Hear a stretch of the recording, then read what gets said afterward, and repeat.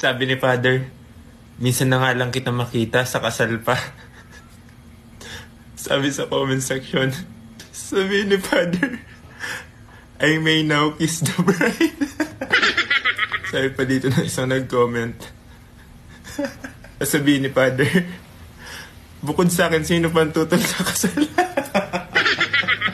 Mamahalin mo ba ang lalaki na to habang buhay? Yes, Father. Pwede nga. Sinabi mo rin yan sa akin dati.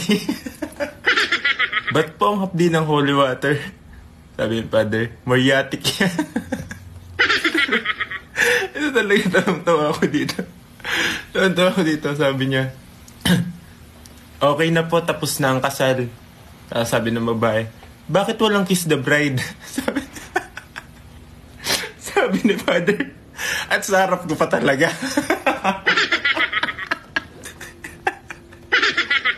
Sabi ni bride, asa na ba si Father? Ba't ang tagal? Sabi ng sakristan, lalabas na po, nag-relapse lang saglit. Sabi ni Father, tinatanggap mo ba ang lalaking ito upang maging kabiyak ng iyong buhay? Sabi ng bride, yes, Father. Sabi ni Father, ako hindi. Ito ba, sabi ni Father, sasamahan mo ba siya sa hirap at ginhawa? Sabi ng bride, yes, Father. Sabi ni Father, bakit mo ako yung hirap na wala ka sa tabi ko?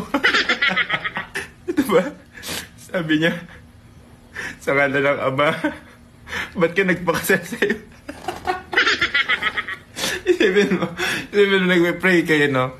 Mag-ano na, sabi ni Father, sa ngala ng Ama, ba't ka nagpakasal sa iba? Sabi ng bride, peace be with you. Si Father, please be with me. Diba sabi, nung tinanong yung bride, sagot ng bride, I do, Father. Sabi, sinungaling. Tinatanggap mo ba ang lalaki na to habang buhay? Sabi ni bride, yes, Father. Sabi ni Father, sakit.